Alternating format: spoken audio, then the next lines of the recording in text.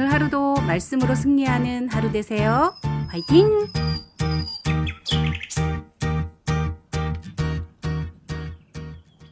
제 30장.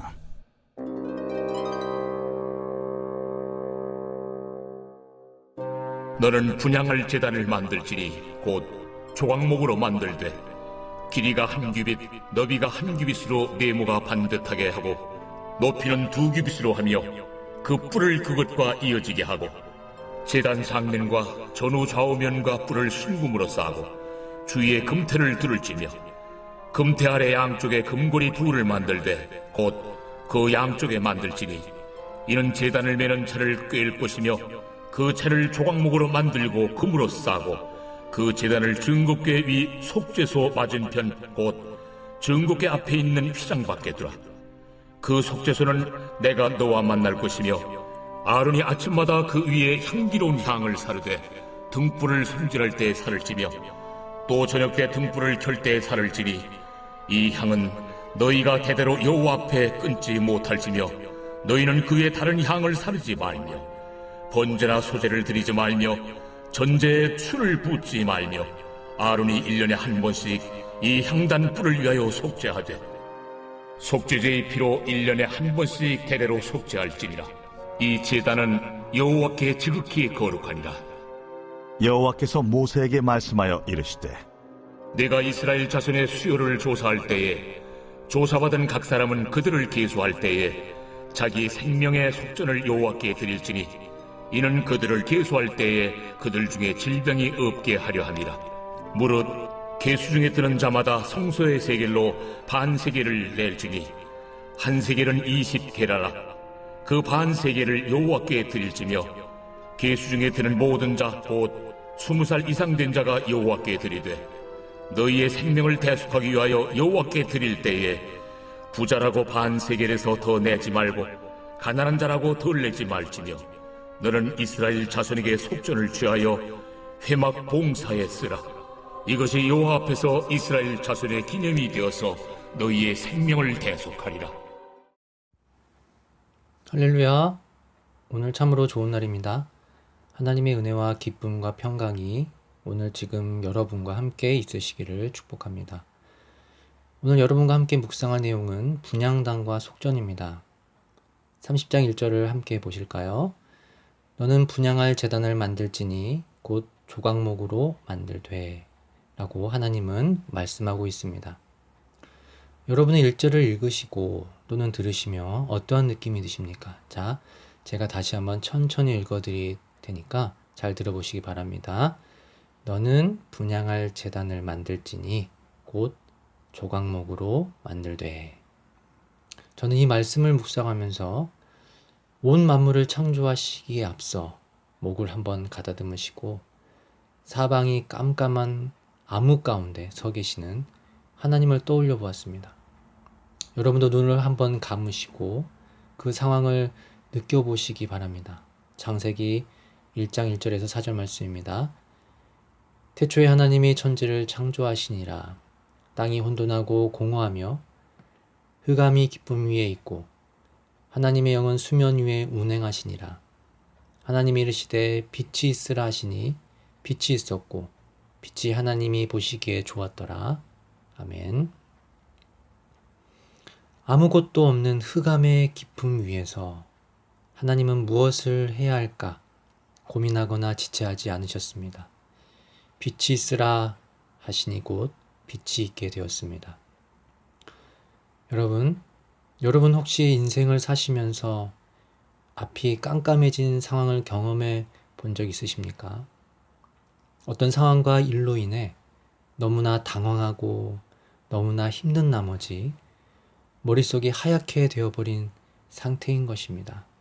연약한 우리들의 모습을 다시 한번 인정하지 않을 수 없습니다. 하지만 전능하신 하나님은 달랐습니다. 깜깜한 그 상황 가운데 지체하지 않으시고 말씀하셨습니다. 그리고 그 말씀대로 창조되었습니다. 여러분, 하나님은 말씀하시면 그 말씀은 이루어집니다. 깜깜한 상황을 몰아낼 수 있는 유일한 방법은 하나님 말씀밖에 없습니다. 지금의 이 어려운 상황 가운데 앞이 깜깜해서 보이지 않고 방법이 없어 어떻게 할지 몰라서 방황하는 우리 기성세대와 청년들이 많이 있습니다. 깜깜한 암흑 같은 곳에서 하나님은 빛을 생각하고 계셨습니다. 그 빛은 온 만물을 비추고 또한 생명을 일으키게 하며 소망을 주는 따뜻한 빛이었던 것입니다.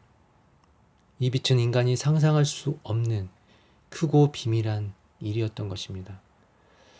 하나님은 우리에게 말씀을 주시고 그 말씀을 진실로 받는 사람에게 소망을 주시고 문제를 해결할 수 있는 지혜와 힘을 주실 줄 믿습니다.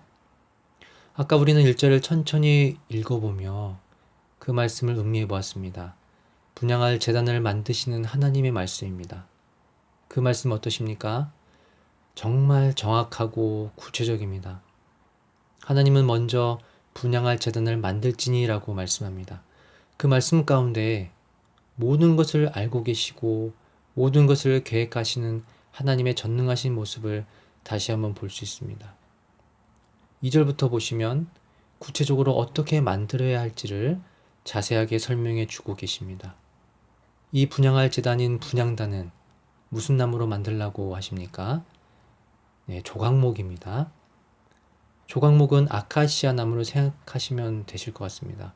건축에서 흔히 쓰는 나무라고 보시면 됩니다.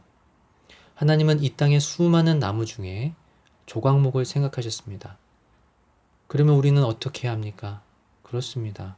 하나님의 말씀대로 조각목으로 만들면 되는 것입니다. 분명 이 세상에는 조각목보다 더 재질이 좋은 나무가 있을 것입니다. 내 생각에는 이 나무가 좋을 것 같은데, 내 생각에는 이 나무로 하면 하나님이 좋아하실 거야 하면서 다른 나무로 한다면 하나님께 불순종한 결과가 되는 것입니다. 여러분, 여기서 우리는 무엇을 알 수 있습니까? 교회 안에서 사역을 감당할 때 우리들이 어떻게 해야 할지 말씀해 주고 있는 것입니다. 내 생각에는 이렇게 하면 좋을 거야. 내 생각에는 이렇게 하면 하나님이 좋아하실 거야 라고 생각할 때가 많이 있는데 여기에서 무엇이 문제입니까? 그렇습니다. 내 생각이 먼저 앞선 것이 문제라는 것입니다. 하나님의 일은 하나님의 생각에 맞추어 일해야 합니다. 하나님의 말씀이 우선이 되어야 하는 것입니다. 이렇게 하지 않는다면 하나님의 일에 내 공로가 쌓이게 되는 것입니다. 내 영광이 드러나게 되는 것입니다. 그래서 하나님은 철저히 순종을 원하신 것입니다. 순종은 내 공로를 드러내는 것이 아니라 하나님의 영광을 드러내는 것이기 때문입니다. 사무엘상 15장을 보시면 이스라엘과 아말렉과의 전투의 장면이 나옵니다. 하나님은 모든 것을 다 진멸하라고 말씀하셨습니다. 하지만 사울은 그렇게 하지 않았습니다. 15장 9절을 보시면 사울과 백성이 아각과 그의 양과 소의 가장 좋은 것 또는 기름진 것과 어린 양과 모든 좋은 것을 남기고 진멸하기를 즐겨 아니하고 가치 없고 하찮은 것은 진멸하니라. 하나님 말씀 앞서 사울 자신의 생각이 먼저 드러나게 됩니다. 사울 생각에는 좋은 것을 추려서 하나님께 드렸으면 좋겠다는 생각을 했던 것입니다. 언뜻 보면 사울이 융통성이 있고 사력 있고 지혜로운 왕처럼 보입니다. 하지만 하나님의 생각은 달랐습니다. 9절 다음 10절에 바로 이런 말씀이 나옵니다. 여호와의 말씀이 사무엘에게 임하니라. 이르시되 내가 사울을 왕으로 세운 것을 후회하노니 그가 돌이켜서 나를 따르지 아니하며 내 명령을 행하지 아니하였음이니라 하신지라. 사무엘이 근심하여 온 밤을 여호와께 부르짖었다라고 말씀하고 있습니다. 사무엘이 그 뜻을 돌이켜달라고 온 밤을 여호와께 부르짖어도 소용이 없었습니다. 하나님은 단 한 가지를 보셨습니다. 그가 나를 따르지 아니하며 내 명령을 행하지 아니한다. 그리고 사무엘은 사울에게 이렇게 말씀합니다. 사무엘상 15장 22절 말씀입니다. 순종이 제사보다 낫고 듣는 것이 순양의 기름보다 나으니. 여러분, 하나님의 말씀에 순종하는 것, 불순종하는 것, 이것은 우리가 쉽게 선택하고 가볍게 생각할 차원의 대상이 아닌 것입니다. 한 나라의 운명이 결정될 수 있습니다. 교회와 가정의 운명이 결정될 수 있는 정말 무거운 차원인 것입니다. 하나님은 계속해서 오늘 또한 분향단 제단을 만들라고 말씀하시면서, 그리고 속전에 관한 말씀을 하시면서 재차 우리에게 순종을 요구하고 계시는 것을 볼 수 있습니다.